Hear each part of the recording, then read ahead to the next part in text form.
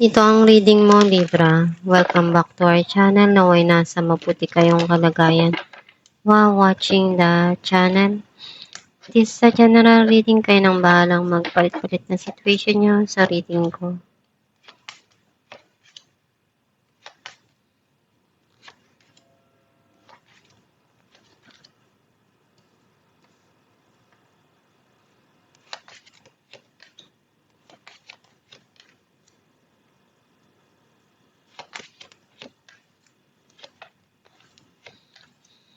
At the bottom of the deck, Temperance.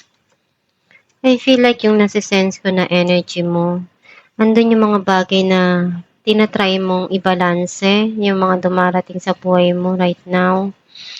At yung kailangan mo na mahabang pasensya sa mga dumarating, sa mga pangarap mo.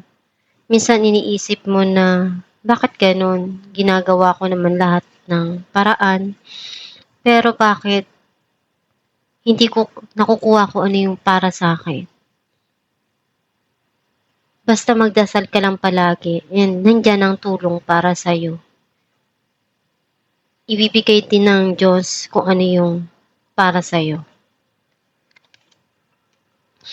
Ang mensahe ng card mo, nakikita ko na andun yung pagtulong mo pa rin sa mga taong kaya mong tulungan or maibigay kung ano yung makakaya mo. And some of you nakikita ko na may blessing na darating sa'yo na pinaghirapan mo din. May justice ka dito na gusto mong makuha, na ma-receive. Some of you nagkakaroon na ng clarity yung mga situation sa mga nangyari sa nakaraan. Andun yung may offer na darating dito para sa'yo.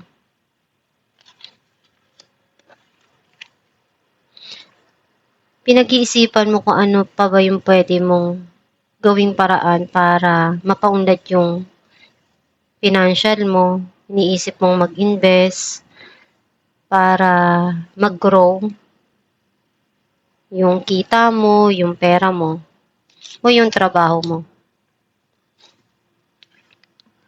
May mga plano ka dito na gusto mong gawing hakbang na matupad yung mga pangarap mo. And iniisip mo kung ano pa ba yung pwede mong magawang paraan para dun sa mga dreams mo, dun sa financial mo, sa kabuhayan mo.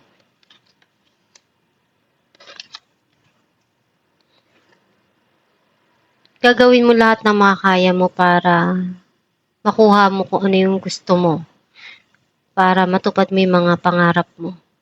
Hindi ka hihinto.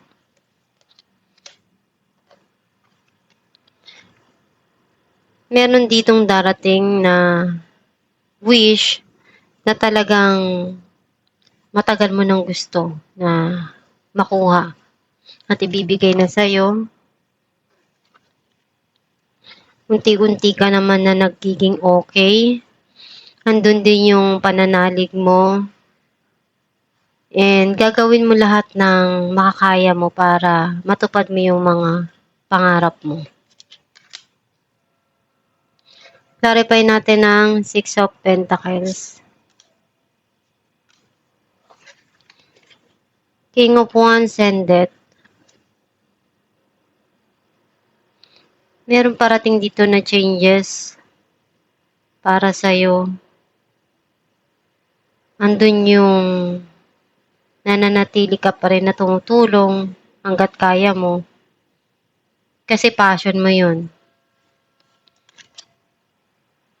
Transformation pwedeng isa sa passion mo. Yung magkakaroon dito ng malaking pagbabago. Clarify natin ng Four of Cups. King of Pentacles and the Tower.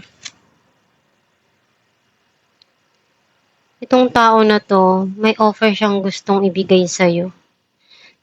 para makapagsimula uli. Kasi may new beginning dito. Ang laki yung pagsisisi niya. Clarify natin ang Page of Pentacles. Four of Swords and Ace of Swords. May mga pinagdarasal ka dito. Ngayon, nagkakaroon na ng bagong clarity, ideas, or may mga inaalam ka, inaaral na pwedeng makatulong sa financial mo. Clarify natin ang Nine of Cups. Page of Wands and the World. May magandang balita na darating sa'yo. Minamanifest mo na magkaroon ng pagbabago. Makuha mo kung ano yung gusto mo. Clarify natin ang Justice. Eight of Swords and King of Swords. We feel trapped dun sa isang situation sa buhay mo o itong tao na to. Tinatry niyang makaalis dun. And unti-unti naman na may aalis nitong tao na to kung ano yung nagpapagulo sa isipan niya.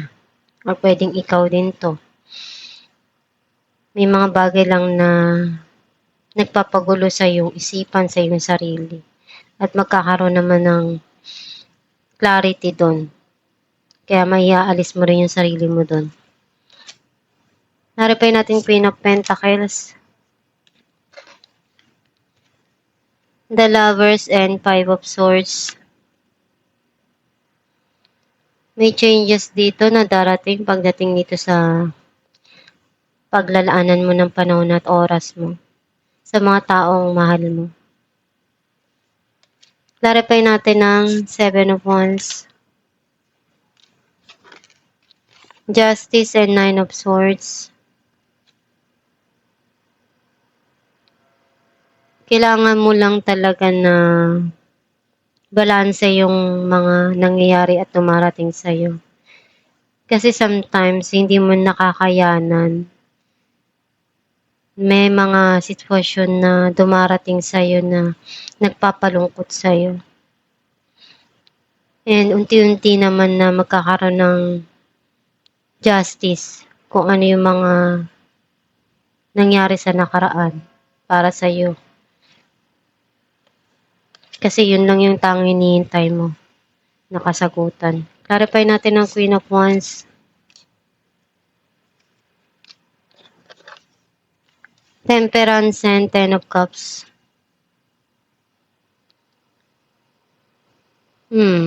Meron ditong gabay na palaging nasa tabi mo. Kung ano man yung mga pinagdaanan mong hirap, malalagpasan mo din yun. At nakikita ko na magiging masaya ka din in the long run. And andyan yung blessing para sa'yo on the way. Basta habaan mo lang yung pasensya mo. Huwag kang susuko. Alamin natin kung anong mensahe ng iyong gabay.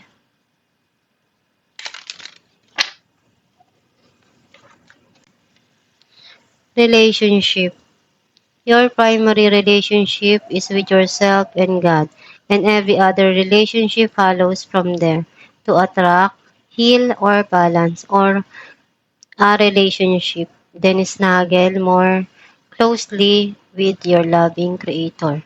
As you feel safe and loved within, so shall your other relationship bloom and prosper. Ang mensahe ng iyong gabay na kailangan na pagtibayin mo yung connection mo kay God. Kasi yun yung pinakamahalaga. Pag maganda yung connection mo kay God, susunod lang lahat eh. Susunod yung mga bagay na gusto mong mangyari sa buhay mo. Yung mga pangarap mo. Basta magdasal ka lang, kumonek ka palagi kay God, hiling mo kung ano yung mga bagay na gusto mong mangyari sa buhay mo. At gawin mo lang yung mga makakaya mo dun sa binibigay na sitwasyon sa'yo. Huwag kang susuko basta-basta. And kaya mo yan, kung ano yung mga pinagdadaanan mong yan, malalagpasan mo rin yung pagsubok na yan. Basta isipin mo lang na may mga pagsubok na kailangan mong pagdaanan dahil may mga matututunan ka doon. At higit sa lahat, yung mga matututunan mong yun, magagamit mo rin para sa future mo, para sa mga dumarating sa'yo.